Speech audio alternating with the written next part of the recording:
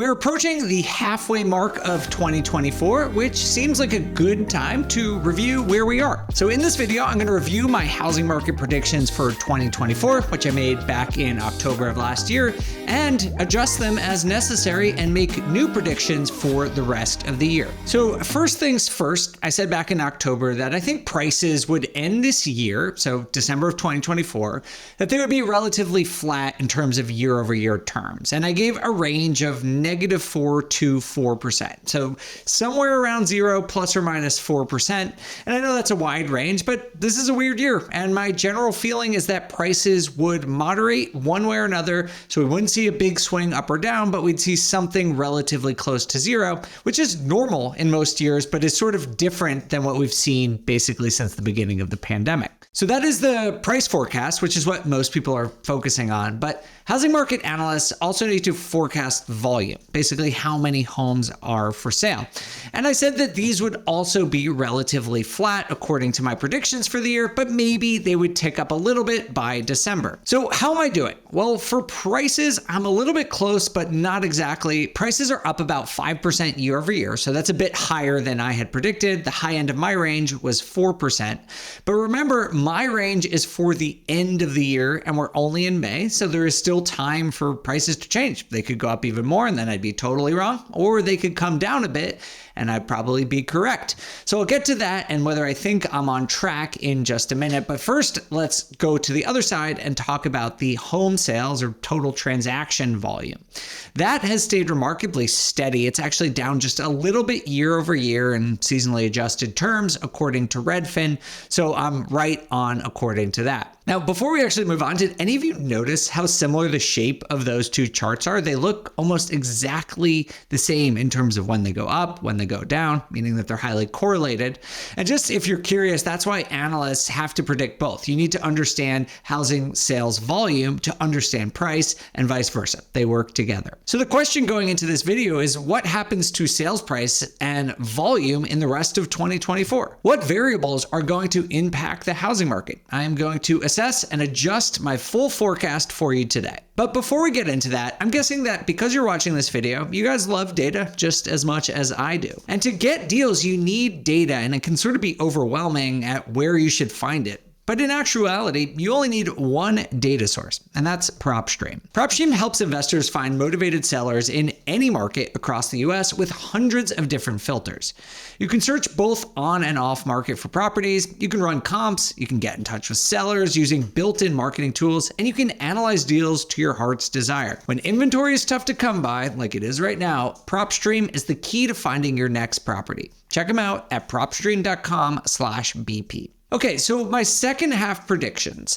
My thesis in 2024, if you watch my old video, why I came up with the forecast that I did is that this year is really all about affordability. Basically, how easy is it for the average American to afford the average priced home? And there are different components to affordability. So one is housing prices. That one's kind of obvious, right? How much are you paying for the house? The second one is your income and how much you are making if you can afford that house. And the third is, of course, mortgage rates. And where we are today is that prices are still super high and they're going up right now. And mortgage rates are much higher than they had been recently. And although wages are now growing above the rate of inflation just by a little bit, we have affordability at the lowest point it's been since the 1980s. And so this is why we see home sales volume so low, like we were showing before, and has not picked up at all. Demand is just pulling back, right? People can't afford homes. And so even though they want them, they are unable to afford them. And both of those are components of demand. And so there is less demand for housing right now. That puts downward pressure on both sales volume and prices. But the interesting thing about affordability and why it's so important in the housing market right now is because low affordability is actually having sellers pull out of the market. You may have heard of this idea of the lock-in effect, but basically it means that it's too expensive for people to move, right? Because if you go and sell your home, 70% of people go on to buy a new home. And if that new home is going to be really expensive, a lot of people are staying in place. Affordability, in my mind, is really what's giving us the housing market dynamics that we have today, where prices are still going up because even though demand is relatively weak, supply is even weaker. And that's why just not a lot of homes are selling in general. So the question for the second half of 2024 becomes what happens with affordability. And for that, we can look at the three variables I just talked about. We can look at home prices, but those are up as we discussed. So that's not going to help us improve affordability at all. We can look at real wages, which I'll put up on the screen here. And what real wages just means is that wage growth is up actually pretty high right now. It's like 4%. But inflation is also high. It's above 3%. And so what real wages, quote unquote, real wages means, it's basically when you subtract the wage growth from the rate of inflation, you get how much spending power is actually going up.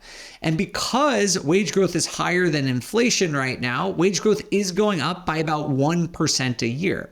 And that's better than where we were the last couple of years because it was negative the last few years. But obviously that 1% growth per year is not going to really impact housing affordability, at least in 2024. So realistically, what might make a difference in this year is mortgage rates. And as you know, probably, mortgage rates have been on a roller coaster ride for much of the last few years, but they've been pretty volatile just here in 2024. They were trending upward a bit for most of the year, and then in April, they actually shot up from about 7% to 7.5%. And now, as of this recording, in middle of May, they've come back down to about 7%, which is good, but I think there's going to be some resistance to it going much further. Why is that? Why do I think that? Well, first and foremost, it's really unclear what happens with the Federal Reserve and the federal funds rate. They've been saying that they're going to cut rates, but then inflation comes in hotter than expected, and then they pull back expectations. And so it's very unclear right now. I do think that the most likely scenario is that we will see at least some rate cuts by the end of 2024 because hiring is starting to slow. It's still positive. They added 175,000 new jobs in April, which is in a normal time would be a very good sign, but the Fed is trying to slow the economy. They're trying to weaken the labor market. And so this down from where it was a few months ago, where it's, about 300,000 is a relatively good sign if you're hoping that the Fed is going to cut rates. The second thing is that inflation has been really up and down this year, which is making it very hard for the Fed to decide what to do. And so they're not being vague on purpose, I don't think. I think they genuinely are going to wait and see where the data comes in. Back in March, inflation was unexpectedly high. Then in April, it was unexpectedly low. So we're sort of just seeing this roller coaster, and it's very difficult to forecast. Now, the most recent reading for April was actually pretty encouraging. We saw 3.4% for the CPI, which is the Consumer Price Index. That's like the broadest category of inflation.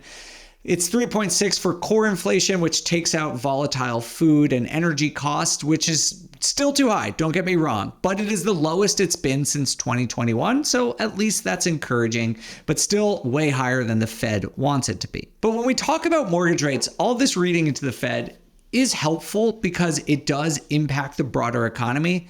But really, when you want to understand which way mortgage rates are going, you need to look at bond yields. This is really what dictates mortgage rates. And even if the Fed lowers rates, bond yields may not fall so much. My guess is that they will come down a bit because of a slower job growth, and slower job growth will impact the Fed's decisions and will also impact the bond market. And so my guess is that we're going to see the labor market continue to soften throughout 2024, and that should bring down mortgage rates, but I'm not expecting a lot of big movement here. We're at around 7% right now as of this recording. I think maybe they'll get into the mid sixes. If we're lucky, maybe into the lower sixes, but I'm not expecting to see huge changes in mortgage rates throughout 2024. But even a couple of percentage points, even if 50 basis points, if it goes from 7% to 6.5%, that will impact demand. It will probably keep it pretty steady or tick up a little bit. And yes, I do think that's true even if job growth is slower. So I know a lot of people think, oh, if there are more layoffs, if there are more recession, if there is a recession, that's going to pull all the demand out of the housing market. That's a perfectly viable opinion. That's not what I personally think. If you look at historical data, you see a lot of times what happens is in a slower job growth scenario, in a recession scenario, the way the Fed fights that is by lowering rates, and bond investors usually jump into bonds, which lowers yields and makes it much easier to buy a home. And so not everyone, maybe not as many people will have jobs, but the people who do will be more easily able to afford a home. And so you often see demand tick up in these adverse economic conditions. I know that's sort of counterintuitive, but that's what a lot of the historical data says. And so I believe that better affordability will sort of offset this weak labor market conditions. So the question is then, if demand's going to be somewhat steady, but maybe tick up a little bit, what happens with supply? Because when you're trying to forecast prices, if supply goes up faster than demand, that is going to make prices weaken. And that's honestly what I think is going to happen. We're already starting to see new listings, which is the amount of homes that people list for sale, start to tick up year over year on a seasonally adjusted basis. And so that indicates more people, even though the lock-in effect is still there, are starting to sell their homes. If you look at this chart, we're still a far cry from where we were in 2021, 2022, but it is starting to increase. If you look at inventory, which is another way of measuring supply in the housing market, that is up year over year and is on an upward trajectory. I think what's actually going to happen, is my guess, is that there are a lot of people who have been waiting to sell their home for rates to drop. And so we're going to see maybe a somewhat proportional increase in both supply and demand if rates come down a little bit. So that's my read of the situation. Hopefully this all makes sense to you. If you have any questions, just let me know in the comments below. But back to my predictions for 2024 from last October, I'm sticking with them. I still think prices are going to be plus or minus 4%, but things are trending more positively. So I think they're, my guess for prices is that they won't end the year at 5% year over year growth. I think they'll come down to somewhere between 0 and 4% year over year growth, meaning that price appreciation will cool in the second half of the year, but I think it's less likely that it will turn negative and we'll actually see losses this year. We'll have to wait to the end of the year to find out, but as I did this year in January, I always post a video talking about my predictions, whether I was right or wrong, and I'll absolutely do that in January. In the meantime, let me know what you think is going to happen in the second half of 2024 in the comments below. And don't forget to head to PropStream.com/BP to find motivated sellers nationwide so you can lock down your next real estate deal. For BiggerPockets, I'm Dave Meyer. Thanks for watching.